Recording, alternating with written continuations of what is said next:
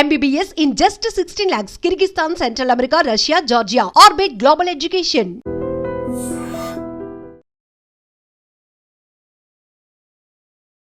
Welcome to iDream media. So జనరల్గా కొన్ని రకాల మందులు అవి డాక్టర్ ప్రిస్క్రైబ్ చేయకుండా వాడితే కనుక ఖచ్చితంగా లివర్ అనేది డ్యామేజ్ అవుతుంది.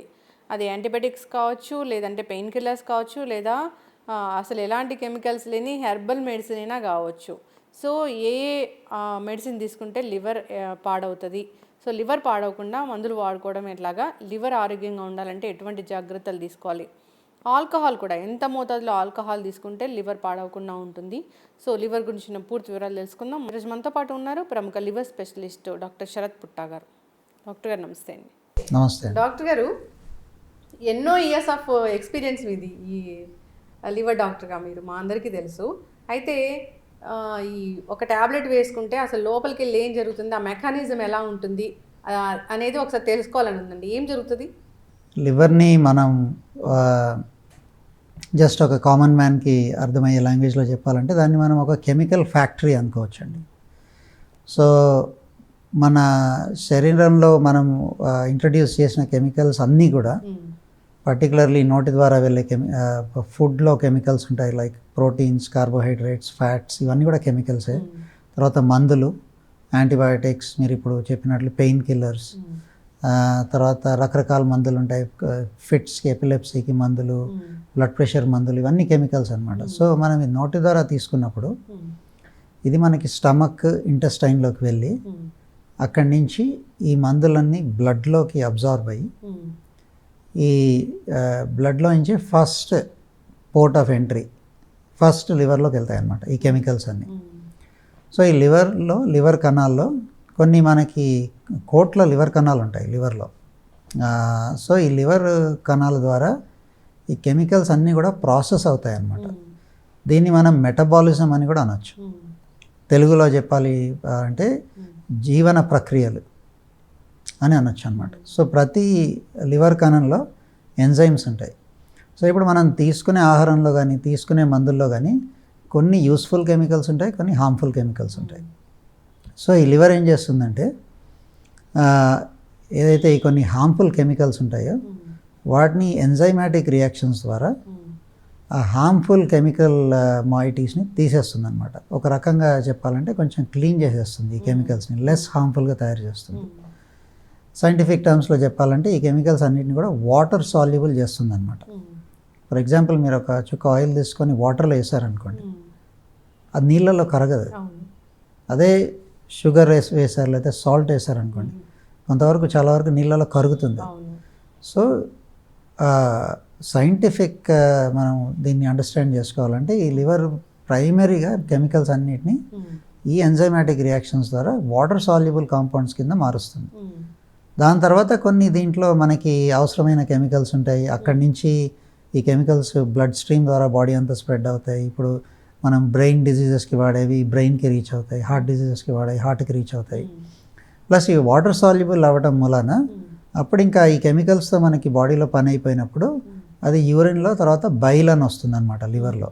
ఆ బైల్ అనేది లివర్ సెక్రెట్ చేస్తుంది. బైల్లో అన్నీ మనకి అవసరం తీరిపోయిన కెమికల్స్ అన్నీ బైల్ ద్వారా మోషన్లో వెళ్ళిపోతాయి అన్నమాట.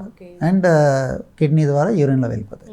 So these are excretion. మనకి యూజ్ చేసుకొని ఆ కెమికల్స్ని ఒక యూజబుల్ మనకి అవసరపడే ఒకలాంటి హెల్తీ కెమికల్స్ని లివర్ తయారు చేస్తుంది అనుకోవచ్చు. మరి ఇది ప్రాసెస్లో అంతా బాగానే ఉంది కదా, ఇది లివర్ని ట్యాబ్లెట్స్ ఎక్కడ డ్యామేజ్ చేస్తున్నాయి? దీంట్లో మనం అనుకున్నట్లు కొన్ని చాలా వరకు యూస్ఫుల్ కెమికల్సే ఉంటాయి, బట్ కొన్ని హార్మ్ఫుల్ కెమికల్స్ కూడా ఉంటాయి అన్నమాట.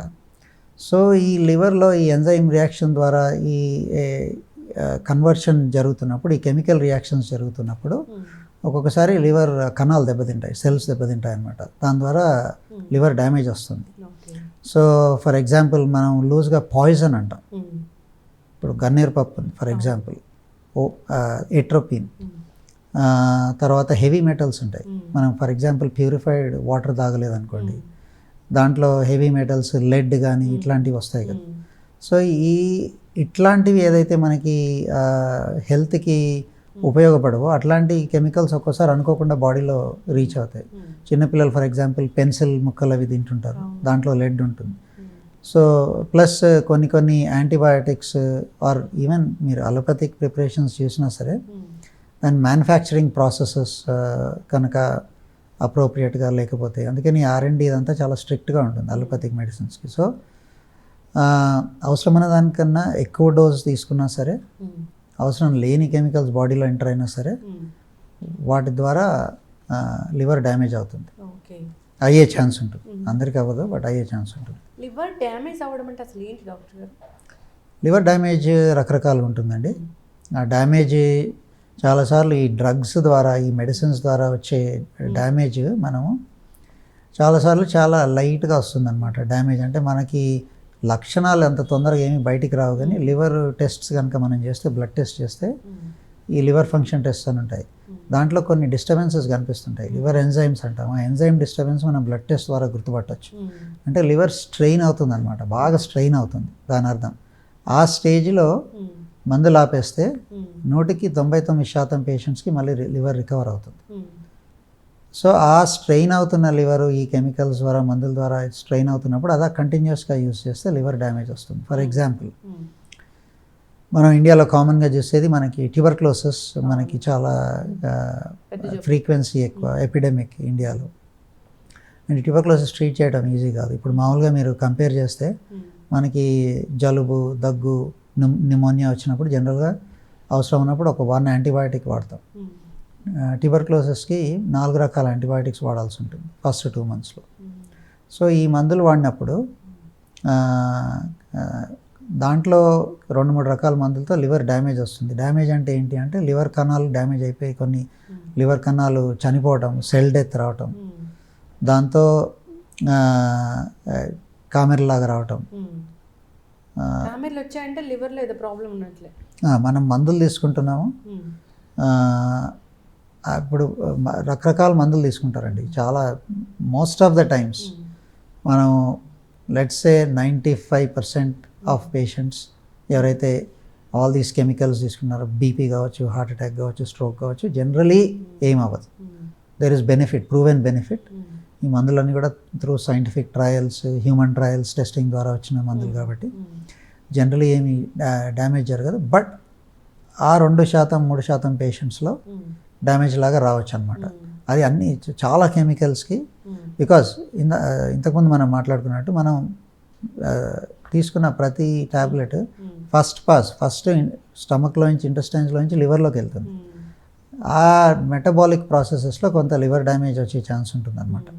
So that risk of liver damage అనేది చాలా మెడిసిన్స్ తోటి ఉంటుంది. సో అందుకనే ఇప్పుడు మేము యాజ్ డాక్టర్స్ ప్రిస్క్రైబ్ చేసేటప్పుడు కూడా మందు అత్యవసరమా లేదా అనేది నిర్ధారించి అప్పుడే ఈ మందులు అనేది పేషెంట్స్కి ఇవ్వడం జరుగుతుంది. Because these are not natural compounds, ఇవన్నీ కూడా కెమికల్, చాలా వరకు సింథసైజ్డ్ కెమికల్ కాంపౌండ్స్ ఉంటాయి కాబట్టి సో కొంచెం కేర్ తీసుకోండి. డాక్టర్స్ అలోపతి మందులు అని ఒకవైపు అలోపతి మందులు వాటి సైడ్ ఎఫెక్ట్స్ ఇట్లా చెప్తూ ఉంటే, ఇంకోవైపు న్యాచురోపతి మందులు, న్యాచురల్గా తయారు చేస్తాము, హెర్బల్ మెడిసిన్స్ ఇవి బాగా పనిచేస్తాయి, లివర్ని డ్యామేజ్ చేయమనేది ఒకవైపు నడుస్తూ ఉన్న టాపిక్. దీనికి ఆల్టర్నేటివ్గా వాడచ్చా? ఒకటండి, దీన్ని మనం 2 విధాలుగా చూడాలి. ఇప్పుడు ఎవ్రీథింగ్ న్యాచురల్ అనగానే it is good for the body అనుకోవడానికి లేదు. Naturally there are so many poisons, చాలా పాయిజన్స్ ఉంటాయి. ఇందాక మనం అనుకున్నట్లు ఇప్పుడు ఈ అట్రోపిన్, గన్నేరు ఇట్లాంటివి, ఓపియట్స్, ఇవన్నీ న్యాచురల్ కాంపౌండ్స్. వీటితో మనకి డ్యామేజెస్ అనేది రావచ్చు అనమాట. సో ఇప్పుడు licensed professional, for example AYUSH practitioners, ayurvedic practitioners ఇచ్చేవి, those are all tried and tested.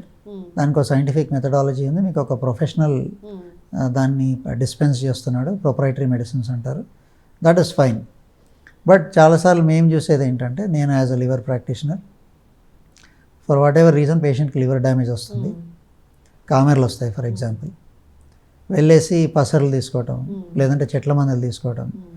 ఈ patients are visiting non professionals, they are not licensed practitioners కాదనమాట. సో ఈ పసర్లు, ఈ చెట్ల మందు, ఈ న్యాచురల్గా వచ్చే ఈ ఆకులు, అలంలు అన్నీ మంచివి అనుకోవడం అది తప్పు అనమాట. సో ఈ నేచర్లో ఉన్నవి సెలెక్టివ్గా మనకి హ్యూమన్స్కి అలవాటు పడే కాంపౌండ్స్, దాన్ని ఐసోలేట్ చేయటం, దాన్ని స్టడీ చేయటం, అబ్జర్వ్ చేయటం, ఆయుర్వేదిక్లో, అలోపతిలో దానికి ఒక సైంటిఫిక్ ప్రాసెస్ ఉంది. బట్ న్యాచురల్గా మీరు అండ్ ఆ మెడిసిన్ మీరు తీసుకునే పసర్లో లేకపోతే మీరు తీసుకునే పొడిలో దాంట్లో ఏమేమి ఉన్నాయి, దాంట్లో కెమికల్ కాంపోజిషన్ ఏంటి, దాంట్లో యూస్ఫుల్ కెమికల్స్ ఎన్ని ఉన్నాయి, చాలాసార్లు దాంట్లో హెవీ మెటల్స్ ఉంటాయి, లైక్ మర్క్యూరీ, లెడ్, ఇవన్నీ ఉంటాయి అన్నమాట. సో చెట్ల మందులు అంటే దాన్ని in the process of preparing it ఒకసారి బర్న్ చేయాల్సి రావచ్చు, అట్లా చేయాల్సి రావచ్చు. సో దాంట్లో ఇంప్యూరిటీస్ ఉంటాయి అన్నమాట. సో అది మందు కారణంగా వచ్చిందా, ఇంప్యూరిటీస్ కారణంగా వచ్చిందా అనేది ఒకసారి చెప్పడం కష్టం. బికాస్ ఇవన్నీ కూడా ట్రైడ్ అండ్ టెస్టెడ్ కాదనమాట. అంటే కొంతవరకు generation to generation skill practitioner కూడా passed it on, but that doesn't prescribe to science as such. ఇప్పుడు ఇంతమందిని చూస్తున్నారు డాక్టర్ గారు, చెట్ల మందులు వాడి, పసరు మందులు వాడి, అథెంటిసిటీ లేని ఒక డాక్టర్ దగ్గరికి వెళ్ళి మందులు తెచ్చుకొని వాడి లివర్ డ్యామేజ్ అయిన వాళ్ళని అసలు ఎంతమందిని చూస్తున్నారు ఇన్నాళ్ళ ప్రాక్టీస్లో? అంటే మేము జనరల్గా చెడిన పేషెంట్స్ని చూస్తామండి. బాగైన వాళ్ళు ఆబ్వియస్లీ మా దగ్గరికి రారు. సో జనరల్ ట్రెండ్ ఎట్లా ఉంటుందంటే, లివర్ జబ్బు వచ్చింది, కొంత కామెరలు వచ్చింది అనగానే వెళ్ళేసి చెట్ల మందు పసర్లు తీసుకోవటం. దాంట్లో కొంతమందికి ఆబ్వియస్లీ డ్యామేజ్ ఎక్కువ అవుతుంది. డ్యామేజ్ ఎక్కువ అయిన తర్వాత మా దగ్గరకు వస్తారు. అండ్ దీన్ని అంటే ఇప్పుడు లివర్ జబ్బు మొదట వేరే రీజన్స్కి స్టార్ట్ అయ్యి ఉండొచ్చు. అది ఆల్కహాల్ అయ్యి ఉండొచ్చు, లేదంటే ఒక వైరస్ అయ్యి ఉండొచ్చు, viral hepatitis A or B. దాన్ని కనుక మనం ప్రాపర్గా హ్యాండిల్ చేసి, ఆ రీజన్ని హ్యాండిల్ చేసి, ఒక వైరస్ కారణంగా వస్తున్న మందు, దానికి ఒక ప్రిస్క్రైబ్డ్ అలోపతిక్ మెడిసిన్, ఒక ట్రైడ్ అండ్ టెస్టెడ్ మెడిసిన్ ఇచ్చి ట్రీట్ చేస్తే చాలా వరకు అవి తగ్గుతాయి అన్నమాట. అట్లా కాకుండా మనం వెళ్ళేసి అన్లైసెన్స్డ్ నాన్ ప్రొఫెషనల్ పీపుల్ దగ్గర మందులు తీసుకొని వచ్చి ఆ డ్యామేజ్ ఒకసారి బాగా డీపెన్ అయిన తర్వాత వీటికి ఒక పేరు ఉందండి, drug induced liver injury or DILI or herbal induced liver injury, HILI అని అంటారు అనమాట. సో అది ఇంకా వర్సన్ అయిపోయి ఇంకా మందులతో బాగు చేయలేని పరిస్థితికి దారితీసే ఛాన్స్ ఉంటుంది. చాలా సప్లిమెంట్స్, రకరకాల ఇప్పుడు యాంటీ ఆక్సిడెంట్స్ అని, ఫిష్ ఆయిల్స్ అని, ఇలాంటి సప్లిమెంట్స్ అనేవి న్యాచురల్ సోర్స్ నుంచి తీసాము అనేది బయట చాలా పెద్ద పెద్ద వాటి నుంచి మనం చూస్తూ ఉన్నాము. అట్లాంటివి తీసుకుంటే కూడా లివర్ పాడవుతుందా? అంటే ఇప్పుడు ఈ supplements market, health product market అనేది చాలా పెద్ద మార్కెట్ అయిపోయిందండి వరల్డ్ వైడ్.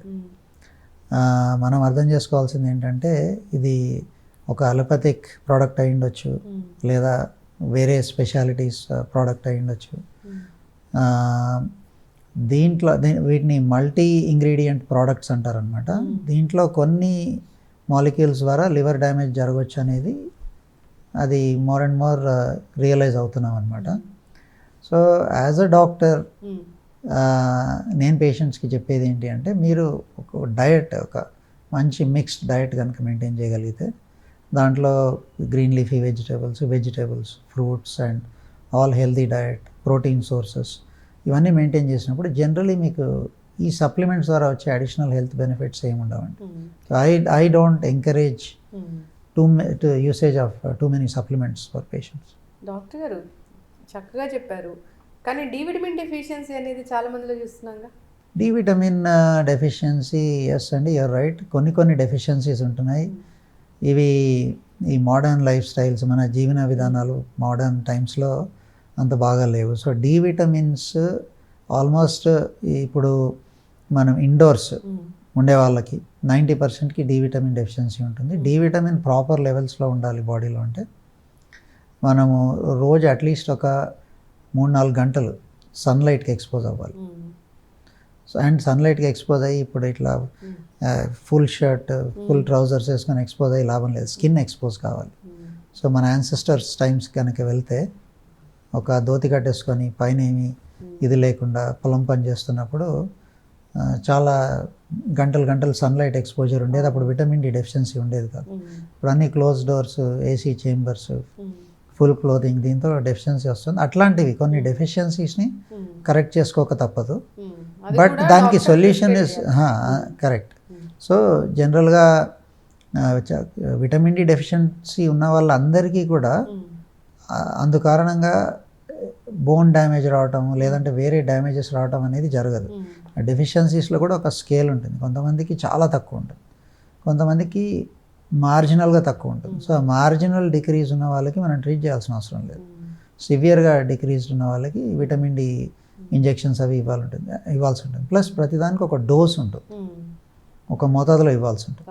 ఆ మధ్య కోవిడ్ టైంలో డి విటమిన్ టాక్సిటీ కూడా చాలా మందికి వచ్చింది ఎక్కువ తీసుకొని. అవునండి. సో ఏదైనా సరే దాన్ని లిమిట్ ప్రకారంగానే ట్రీట్ చేయాల్సి వస్తుంది. డాక్టర్ గారు మరి ట్యాబ్లెట్స్ వాటికి సైడ్ ఎఫెక్ట్స్ ఉంటాయి. ఏదైనా మరి గుండె జబ్బులకు వాడే ట్యాబ్లెట్స్ కావచ్చు, ఇట్లాంటివి ఏదైనా ఒక ట్యాబ్లెట్ వేసుకోవాల్సిందే. మనిషి అన్నాక ఏదో ఒక అనారోగ్య సమస్య ఉంటుంది, డాక్టర్ ఏదో ఒక ట్యాబ్లెట్ రాస్తారు, దానికి సైడ్ ఎఫెక్ట్స్ ఉంటుంది, మనం ఇవి వాడాల్సిందే. ఈ లివర్ పాడు కాకుండా ఒక ట్యాబ్లెట్ని వాడాలంటే ఎట్లా వాడాలి? వెరీ ఇంపార్టెంట్ క్వశ్చన్ అండి. సో మనం మందులు తీసుకుంటున్నాం. I talk about allopathic medicine. So prescription medications అవసరం లేనప్పుడు ప్రిస్క్రిప్షన్ మెడికేషన్స్ వాడకూడదు. I will start with that first. మనకి అన్ఫార్చునేట్లీ మన కంట్రీలో మందులు అనేవి చాలా ఈజీగా దొరుకుతాయి. ఒక మెడికల్ షాప్కి వెళ్ళేసి ఒక ప్రిస్క్రిప్షన్ లేకుండా మందులు తీసేసుకోవచ్చు, యాంటీబయాటిక్స్ కొనేసుకోవచ్చు, రకరకాల మందులు కొనుక్కోవచ్చు, పెయిన్ కిల్లర్స్ కొనుక్కోవచ్చు. సో వీటినన్నిటినీ ఓటీసీస్ అంటారు వెస్ట్రన్ కంట్రీస్లో, over the counter drugs. Western కంట్రీస్లో ఈ ఓటీసీ అనేది చాలా తక్కువ దొరుకుతాయి. మీకు ఒక పారాసిటమాల్, ఒక హెడేక్కి పారాసిటమాల్ లేదంటే విటమిన్స్ ఇంతవరకే దొరుకుతాయి. మన దగ్గర వెళ్ళేసి యాంటీబయాటిక్స్ ఇవన్నీ తీసుకొని సెల్ఫ్ ప్రిస్క్రిప్షన్ చేసుకోకూడదు. ఒక్కరోజు జ్వరం రాగానే యాంటీబయాటిక్స్ వేసుకోవద్దు. ఒక 2 రోజులు నొప్పి రాగానే వెళ్ళేసి కాంబిఫ్లామ్లో బ్రూఫెన్ లేదా ఓవరాన్ ఇట్లాంటి మందులన్నీ వాడేస్తుంటారు. ఈ మందులన్నింటినీ పెయిన్ కిల్లర్స్ని non steroidal anti inflammatory drugs అంటారు, NSAIDs. పీరియడ్స్ పెయిన్లో మెఫ్టాల్స్పాస్ ఫర్ ఎగ్జాంపుల్, ఇవన్నీ కూడా నాన్ స్టెరాయిడల్ డ్రగ్స్ అనమాట. ప్రతి కెమికల్కి సైడ్ ఎఫెక్ట్ ఉంటుందండి. There is no chemical that మనం తీసేసుకొని దీనికి ఏం కాదు అనుకునే పరిస్థితి లేదు. కొన్ని చాలా సేఫ్ ఉంటాయి. We can say 99.9% patients don't experience side effects. కొన్ని కెమికల్స్కి సైడ్ ఎఫెక్ట్ టెండెన్సీ ఎక్కువ ఉంటుంది. ఫర్ ఎగ్జాంపుల్ క్యాన్సర్ డ్రగ్స్ ఉంటాయి. ఆల్మోస్ట్ తీసుకున్న పేషెంట్స్లో 60-70% పేషెంట్స్కి సైడ్ ఎఫెక్ట్స్ వస్తాయి, కానీ అది అత్యవసరం. అది మనం క్యాన్సర్ క్యూర్ చేసుకుంటున్నాం, అత్యవసరం టు ప్రిజర్వ్ లైఫ్. అట్లాంటప్పుడు మనం సైడ్ ఎఫెక్ట్స్ మనం టాలరేట్ చేయాల్సిన అవసరం కూడా ఉంది. That is different.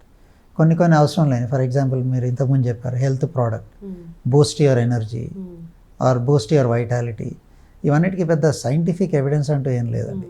ప్లస్ మనకు వచ్చే జ్వరాలు, తగ్గులు ఇవన్నీ కూడా 100% వైరల్ ఇన్ఫెక్షన్స్ ఉంటాయి. మనం వైరల్ ఇన్ఫెక్షన్స్ అన్నిటికీ మనం యాంటీబయాటిక్స్ వాడుతున్నాం. యాంటీబయాటిక్స్ వైరల్ ఇన్ఫెక్షన్స్కి అసలు ఏమి పనిచేయవు. They don't do anything to the viral infection. మీరేం వాడకపోయినా సరే ఒక 2-3 డేస్లో తగ్గిపోతుంది. సో ఈ ఇంపేషన్స్ కారణంగా ఇప్పుడు దాంట్లో ఒక 1%, 2%కి పేషెంట్స్కి సైడ్ ఎఫెక్ట్స్ వచ్చినా సరే, లెట్ us say ఆ యాంటీబయాటిక్ ఇస్ 98% సేఫ్. అది 1 lakh people use it. That 1% is 1,000 people. Yes. They'll end up getting a side effect. So unnecessary prescription, over the counter వెళ్ళేసి సెల్ఫ్ ప్రిస్క్రిప్షన్ ఫస్ట్ తీసుకోకూడదు. Second, dosing అనేది కూడా కొంచెం ప్రాపర్గా ఉండాలి. Plus కొన్ని టాక్సిక్ డ్రగ్స్ ఉంటాయి అలోపతిలో. Some chemicals are toxic. For example నేను ఫ్రీక్వెంట్గా చూసేది టీబీ డ్రగ్స్ వాడుతున్న పేషెంట్. ఆ టీబీకి 4 drugs ఎట్ ఏ టైం వాడాల్సి ఉంటుంది, చాలా యాంటీబయాటిక్స్ వాడాల్సి ఉంటుంది.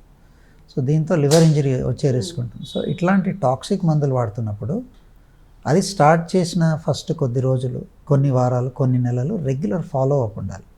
రెగ్యులర్ బ్లడ్ టెస్ట్ చేసుకోవాలి, లివర్ ఫంక్షన్ టెస్ట్ చేసుకోవాలి. అది సొసైటీస్ ఉన్నాయి, చాలా సొసైటీ ఉంది. ఇండియన్ లివర్ సొసైటీ ఉంది for example, Indian thoracic society ఉంది. ఈ మందులు వాడుతున్నప్పుడు 2 వారాలకు ఒకసారి లివర్ టెస్ట్ చేసుకోండి. గైడ్లైన్స్ క్లియర్గా ఉన్నాయి. Ask your doctor. మీరు చాలా మందులు వాడుతున్నప్పుడు ask your doctor. You can always ask your doctor, nothing wrong. Doctor గారు ఇవన్నీ తీసుకోవాలా, తప్పేం లేదు, ఇవన్నీ నాకు అవసరమా, అత్యవసరమా, అవసరం లేని ఏమన్నా కట్ చేయొచ్చా. రెండోది ఈ మందుకి సైడ్ ఎఫెక్ట్ ఏంటి. ఫర్ ఎగ్జాంపుల్ యంగ్ ఉమెన్ ఉంటారు, లివర్ డిసార్డర్స్ ఉన్నప్పుడు కొన్ని మందులు ఇస్తాం. ఈ మందులు వాడుతున్నప్పుడు ఒకవేళ ప్రెగ్నెంట్ అయితే ఈజ్ ఇట్ సేఫ్, ఈ మందుతో ఏమన్నా లివర్ ఇంజరీ వచ్చే ఛాన్స్ ఉంటుందా, చాలామంది అడుగుతారు. నేను అడిగినప్పుడు పేషెంట్స్కి జనరల్గా ఎక్స్ప్లెయిన్ చేయడం జరుగుతుంది. Whatever allopathic prescriptions we are giving, they have a high safety margin, but small side effect chance కూడా ఉంటుంది. 100% సేఫ్టీ అనేది జనరల్లీ ఏ మెడికేషన్తో ఉండదు, బట్ మోస్ట్ ఆఫ్ ద పేషెంట్స్లో సేఫ్గా ఉంటుంది. మీరు అన్నట్లు డాక్టర్ గారు, ఇప్పుడు డయాబెటీస్ మందులే అనుకోండి, దాన్ని ఒకసారి ఒక డోస్ రాస్తే మళ్ళీ డాక్టర్ ఫాలోఅప్కి వెళ్ళని వాళ్ళని మనం చాలామందిని చూస్తున్నాం. ఇయర్స్ అదే డోసుని వాడుతున్న వాళ్ళని కూడా చూస్తున్నాము. కరెక్ట్ అండి. అట్లాంటి వాళ్ళలో కూడా ఇలాంటి కాంప్లికేషన్స్ చూస్తాము. కరెక్ట్ అండి. సో కొన్ని మందులు ఉంటాయి, లైక్ ఐ సెడ్, కొన్ని చాలా వరకు మందులతో లివర్ ఇంజరీ అనేది రాదు.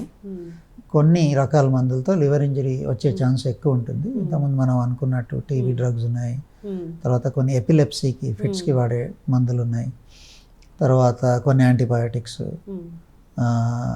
కొన్ని రకాల మందుతో, తర్వాత కొన్ని రుమటాయిడ్ ఆర్థరైటిస్ ఇట్లా వచ్చిన పేషెంట్స్ మీథోట్రెక్సేట్ అనే మందు వాడుతుంటారు. ఈ మందులతో కొంచెం లివర్ డ్యామేజ్ వచ్చే ఛాన్స్ ఎక్కువ ఉంటుంది. సో ఇట్లాంటి మందులు వాడుతున్నప్పుడు కొంచెం regular follow up, blood test, dose adjust చేసుకోవటం. ఫర్ ఎగ్జాంపుల్ ఒక డోస్లో స్టార్ట్ చేశారు డాక్టర్ మీకు, generally good practice is to start at a low dose, తర్వాత బిల్డప్ చేయటం. లేదా మీకు అందరికీ 100% పేషెంట్స్కి సూట్ కాకపోవచ్చు, మీకు అది సూట్ కావట్లేదు అనుకున్నప్పుడు వెంటనే డాక్టర్కి చెప్పడం, అవసరమైతే ఆ మందు స్టాప్ చేసి ఇంకో రకమైన మందు వాడటం. సో అవేర్ ఉండాలి మీరు అలోపతిక్ ప్రిస్క్రిప్షన్స్ వాడుతున్నారు. ఖచ్చితంగా డాక్టర్ గారు చక్కగా చెప్పారండి. లివర్ అప్పుడప్పుడే పాడవుతుంది అన్నప్పుడు లక్షణాలు ఏం తెలియవా మనకి? అదొక చాలా ఇంపార్టెంట్ విషయం అండి. బేసిక్గా లివర్ ఇంజరీ అనేది 2 రకాలుగా ఉంటుంది. ఒకటి అకస్మాత్తుగా వస్తుంది, అంటే ఈరోజు బాగున్నాం, ఈరోజు ఏం ప్రాబ్లం లేదు, రేపు వాంతులు, విరోచనాలు, కామెర్లు మొదలైనవి. ఇది for example viral hepatitis A కానీ viral hepatitis E, or for example TB మందులే స్టార్ట్ చేసాం, లాస్ట్ వీక్ వీవర్ ఓకే, ఈ వీక్ సడన్గా సిమ్టమ్స్ స్టార్ట్ అయ్యాయి. వీటిని అన్ని అకస్మాత్తుగా వచ్చే వాటన్నిటిని అక్యూట్ లివర్ డిజీజెస్ అంటారు. సో వీటితో ఏంటంటే అక్యూట్గా, అంటే మనకు బాగున్న లివరు సడన్గా డ్యామేజ్ అయ్యి సడన్గా సిమ్టమ్స్ వస్తాయి, బట్ దీంట్లో అంతే క్విక్గా రికవరీ అయ్యే ఛాన్సెస్ ఎక్కువ ఉంటాయి. అక్యూట్గా వస్తే ఎంత సివియర్గా వస్తుందో, ఎంత తీవ్రంగా వస్తుందో, రికవరీ ఛాన్సెస్ కూడా అంత బాగుంటాయి.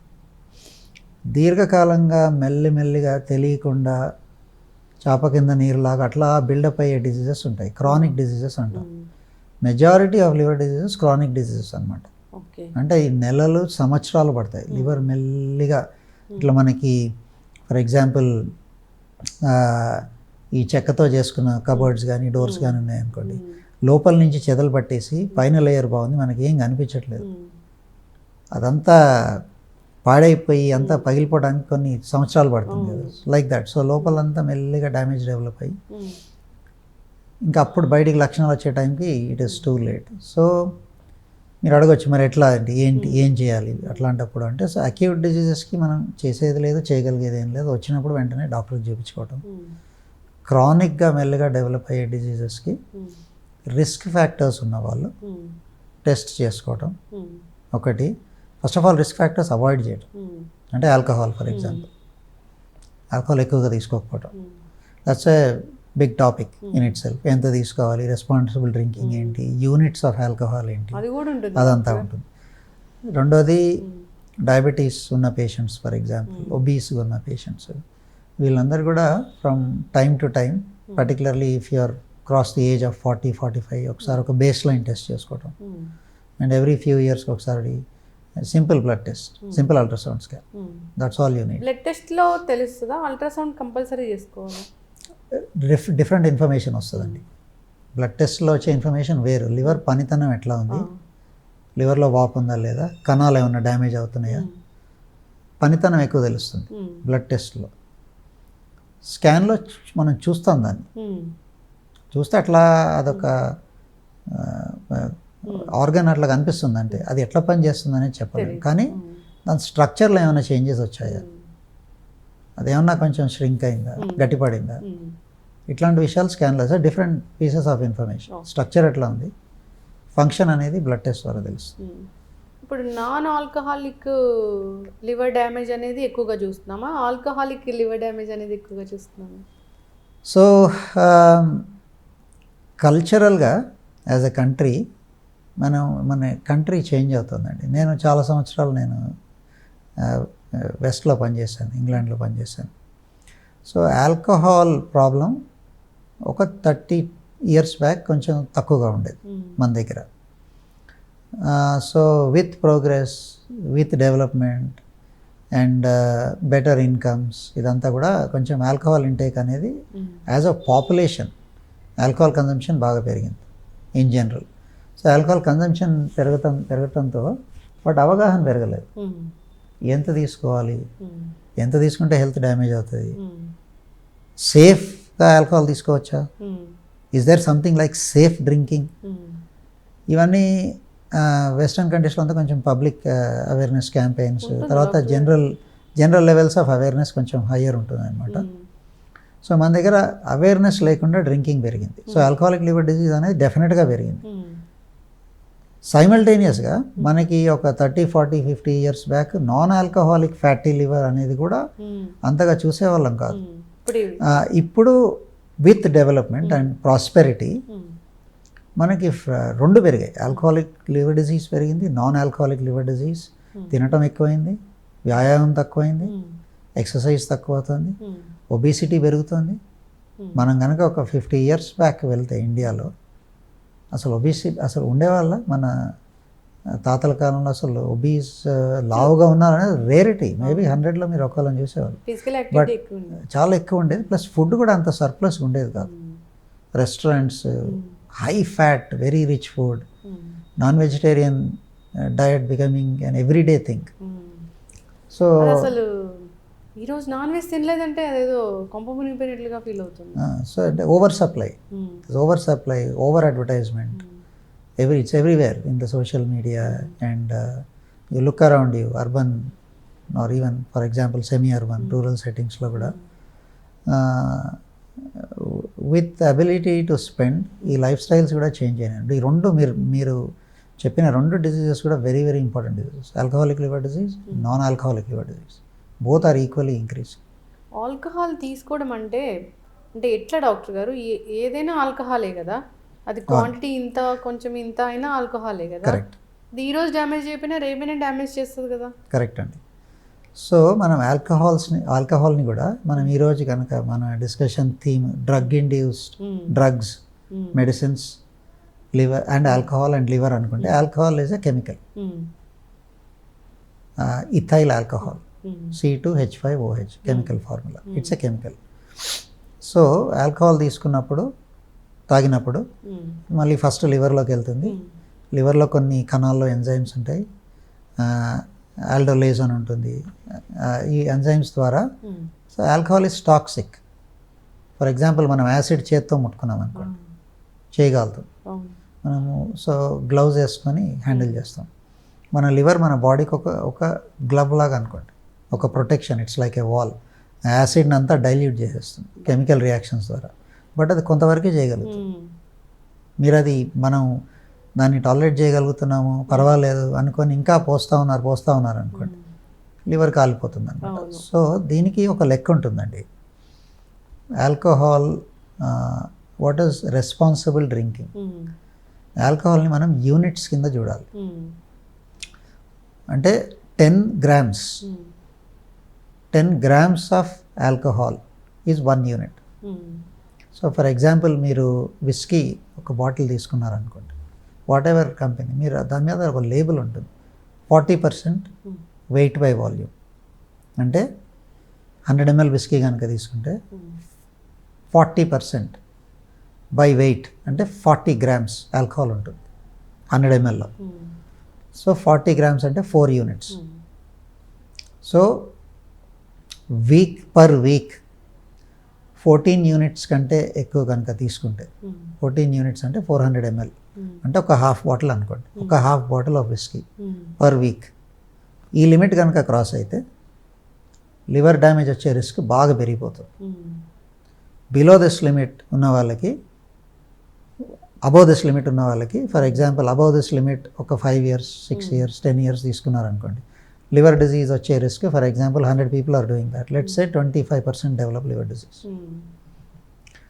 అదే మీరు వితిన్ 14 units ఉంటే మీకు ఆ 25% రిస్క్ అనేది 10%కి పడిపోతుంది. But it is not zero. If you take no alcohol it is zero. You're still putting yourself at risk. So safest లిమిట్లో ఉండాలనుకుంటే కనుక రీసెంట్గా ల్యాన్సెట్ అని ఒక జర్నల్ ఉంటుంది మెడికల్ జర్నల్స్లో. అంటే ఇప్పుడు ఫర్ ఎగ్జాంపుల్ రీసెర్చ్ చేస్తున్నాము, let's say Osmania university is doing some research. చాలామంది పేషెంట్స్ మీద ఒక 1000 patients మెడిసిన్ ట్రై చేశారు, లేకపోతే ఏదైనా చూశారు, అబ్జర్వేషన్స్ చేశారు. ఆ ఇంపార్టెంట్ అబ్జర్వేషన్స్ అన్నీ ఒక చిన్న ఆర్టికల్ రూపకంగా రాసి ఒక జర్నల్కి పంపిస్తారు ఫర్ పబ్లికేషన్. సో పబ్లికేషన్స్ అన్నీ ల్యాన్సెట్ అనే journal is internationally one of the highest rated journals అనమాట. దాంట్లో 2 years బ్యాక్ ఒక స్టడీ పబ్లిష్ అయింది, is there a safe limit of alcohol అనేది. సో ఈ జర్నల్లో వచ్చింది, ఈ లేటెస్ట్గా వచ్చిందండి. ఇంతకుముందు కొంతమంది ఏమనుకునేవాళ్ళు, ఒక పెగ్ ఆల్కహాల్ తీసుకుంటే హార్ట్కి మంచిది, ఒక 2 pegs తీసుకుంటే మంచిది. ఈ రకంగా మెడికల్ ట్రయల్స్ కూడా వచ్చాయి ఒక 20-30 years బ్యాక్. తీసుకుంటే హార్ట్లో బ్లడ్ ఫ్లో ఇంక్రీజ్ అవుతుంది, హార్ట్ డిజీజ్ ఉన్న వాళ్ళకి మంచిది అనేది. అదంతా మేము as group of doctors or scientists, we all believed that 20 years ago. So ఈ Lancet లేటెస్ట్ పబ్లికేషన్లో ఏంటంటే whatever benefit you are getting from drinking that 1 peg, అక్కడ బెనిఫిట్ వచ్చినా సరే మీకు క్యాన్సర్స్ ఇంక్రీజ్ అయ్యి you are developing a new problem. So మనకి latest research ప్రకారంగా కనుక మనం చూస్తే 3 units per week అంటే 90 ml per week. సో ఒక పెగ్ని మనం 30 ml కింద లెక్క పెడితే 3 pegs per week is the safe limit. అంతకుమించి తీసుకుంటే కనుక లివర్ డిజీజ్ రాకపోవచ్చు, ఆ లెవెల్స్ ఆఫ్ డ్రింకింగ్కి జనరలీ లివర్ డిజీజ్ రాదు, బట్ క్యాన్సర్స్ ఇంక్రీజ్ అయ్యే ఛాన్స్ ఉంటుంది. ఎస్, ఖచ్చితంగా డాక్టర్ గారు. ఇప్పుడు నాన్ వెజ్ అన్నాం కదా, లీఫీ వెజిటేబుల్స్ ఏం పాడు చేయదు లివర్ని? లేదండి, now there is increasingly nutrition in human health. చాలా పెద్ద ఫీల్డ్ న్యూట్రిషన్. మనకి we have very poor understanding. You can take allopathic science also. Limited understanding ఉంది అబౌట్ న్యూట్రిషన్. మన understanding year on year, decade on decade పెరుగుతూ పోతుంది. So ఇప్పుడు current ఉన్న trend ఏంటి అంటే plant food in general, plant food is better than animal food. So మనకు plant ఫుడ్లో దొరకనిది అనేది ఏమీ లేదు, except 1 or 2 ingredients like vitamin B12 for example. Plant ఫుడ్లో దొరకదు, ఓన్లీ యానిమల్ ఫుడ్లో ఉంటుంది. సో 1 or 2 ఎక్సెప్షన్స్ వదిలేసి జనరలీ స్పీకింగ్ యాజ్ మనం ఒక బ్రాడ్ స్టేట్మెంట్ ఏంటి అంటే యానిమల్ ఫుడ్లో సాచురేటెడ్ ఫ్యాట్ ఎక్కువ ఉంటుంది, కొలెస్ట్రాల్, బ్యాడ్ కొలెస్ట్రాల్ ఎక్కువ ఉంటుంది. సో యానిమల్ ఫుడ్తో వచ్చే రిస్క్సే జనరలీ మెయిన్గా కార్డియోవాస్కులర్ రిస్క్, గుండెలో రక్తనాళాలు మూసుకుపోవడం, తర్వాత లివర్ డ్యామేజ్, ఫ్యాటీ లివర్ రావటం, వీటన్నిటికీ యానిమల్ బేస్డ్ డయట్ ఎక్కువ కాంట్రిబ్యూట్ చేస్తుంది. అంటే దాని అర్థం అసలు తినకూడదని కాదు, but you have to put some limits on it. Let's say if you limited to maybe once or twice a week, not more than that. Eating animal food, animal protein every day is not necessary. It's not necessarily a healthy thing. Milk also? Milk is slightly different and milk is not counted as, I'm mainly talking about meat. Milk, it's another topic. Manam generally as Asians జనరల్గా 20-30 years age దాటిన తర్వాత మన milk digest చేసుకోవాల్సిన enzymes కొన్ని ఉంటాయి, lactase enzymes అంటారు వాటిని, brush border enzymes అంటారు, మన ఇంటెస్టైన్లో ఉంటాయి. ఆ ఎంజైమ్స్ విత్ ఏజ్ డిసపియర్ అయిపోతాయి. అంటే మీరు హ్యూమన్ ఎవల్యూషన్ ఫర్ ఎగ్జాంపుల్ మనం కొన్ని వేల సంవత్సరాల ముందుకు కనుక వెళ్తే, ఇప్పుడు డొమెస్టికేషన్, ఇప్పుడు ఫర్ ఎగ్జాంపుల్ మనం మిల్క్ ఎక్కడి నుంచి వస్తుంది, లెట్స్ సే ఆవులు, గేదెలు, లేదంటే మన మేకలు, ఇవన్నీ ఉన్నాయి కదండి.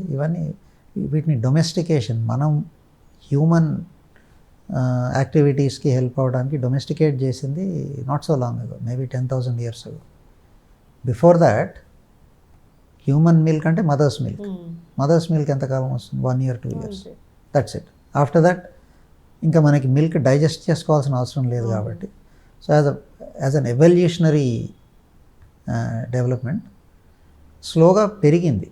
అంటే maybe if you went back in time, ఆ టైమ్స్లో maybe milk enzymes maybe 3, 4, 5 years ఉండేదేమో.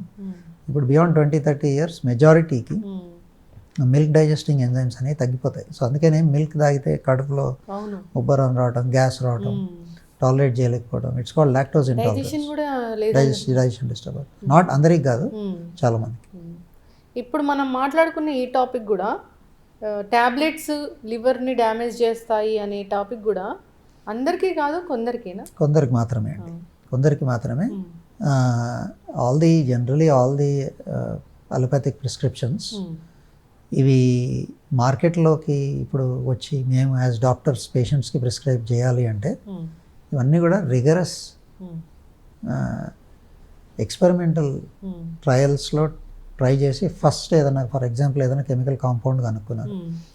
ఫర్ ఎగ్జాంపుల్ ఒక 10 years బ్యాక్ హెపటైటిస్ సి అనే వైరస్కి ఒక మందు కనిపెట్టారు, సోఫాస్పవిర్ అని. సో వెరీ ఎఫెక్టివ్ అనమాట. అంతకుముందు మీరు కనుక 2000s 1990sలోకి వెళ్తే హెపటైటిస్ సి కనుక జబ్బు అనేది వస్తే కనుక మెజారిటీ 70-80% సఫర్ అయ్యి దాంతో సిరోసిస్ వచ్చి చనిపోవడం జరిగేది. ఈ కొత్త మందు ఏదైతే 2015లో రిలీజ్ అయిందో, అంతకుముందు రెస్పాన్స్ రేట్స్ 20%, 25% ఉన్న దగ్గర ఈ కొత్త మందుతో 95%, 99% రిజల్ట్స్ వస్తున్నాయి, క్యూర్. సో కాకపోతే ఈ మందు కూడా ఇప్పుడు ఇట్స్ నా వైడ్లీ అవైలబుల్. ఈ మందు మేమందరం ప్రిస్క్రైబ్ చేస్తాం. బట్ ఈ మందు మనం హ్యూమన్స్కి రాసే ముందు ఫస్ట్ యానిమల్స్ మీద ట్రై చేస్తారు. మౌస్ మోడల్స్ ఉంటాయి, గిన్నీ పిగ్స్ ఉంటాయి. ఫస్ట్ ఆ యానిమల్స్ మీద స్టడీ చేసి ఏమైనా లివర్ ఇంజరీ వస్తుందా చూస్తారు. లేదు ఇట్స్ అ సేఫ్ మాలిక్యూల్ అనుకున్నప్పుడు next phase 1, phase 0, phase 1, phase 2, phase 3 4 levels of trials ఉంటాయి. సో ఫస్ట్ లెవెల్లో స్మాల్ డోసెస్లో ట్రై చేస్తారు. స్మాల్ డోస్ ఇది సేఫా కదా అనేది చూస్తారు. సెకండ్ ఫేజ్లో కొంచెం డోస్ పెంచుతారు. డోస్ పెంచినప్పుడు ఫస్ట్ కొంచెం only few just small numbers of volunteers మీద ట్రై చేస్తారు. సేఫ్ అని వచ్చినప్పుడు రిజల్ట్స్ నెక్స్ట్ ఇంకెక్కువ మంది ఇంకొంచెం డోస్ పెంచి నెక్స్ట్ ఇది పనిచేస్తుందా లేదా. మనం కెమికల్ అది పని చేయలేదు, మనకి జబ్బు తగ్గలేదు, లేదా వైరస్ క్యూర్ కాలేదంటే వేస్ట్ కదండి. సో అది జరుగుతుందా లేదా. సో ఈ ఒక 3-4 phases నుంచి టెస్ట్ అయ్యి సక్సెస్ఫుల్గా రిలీజ్ అవుతుంది month. It is safe for human use. It is safe doesn't mean it's 100% safe. Still that 1% risk, that 2% risk అనేది ఉంటుంది. 98-99%లో సేఫ్గా ఉంటుంది. చక్కగా చెప్పారు డాక్టర్ గారు. ఒకటి ఫైనల్గా, అంటే లివర్ డ్యామేజ్ అయితే చాలామంది భయపడరు, ఎందుకంటే లివర్లో ఒక చిన్న ముక్క మిగిలినా కానీ మొత్తం మిగతా లివర్ అంతా తయారవుతుంది అనేది ఒకటి ఉంది. అట్లా అవుతుందా డాక్టర్ గారు? దీన్ని లివర్ రీజనరేషన్ అంటారండి. అయితే దాన్ని మీరు అనేది కొంతవరకు కరెక్టే. లెటస్ సే ఒక 70-80% మనం ఇంతకుముందు అక్యూట్ డిజీజెస్, క్రానిక్ డిజీజెస్ అని మాట్లాడుకున్నాం. అక్యూట్ అంటే అకస్మాత్తుగా వచ్చేది.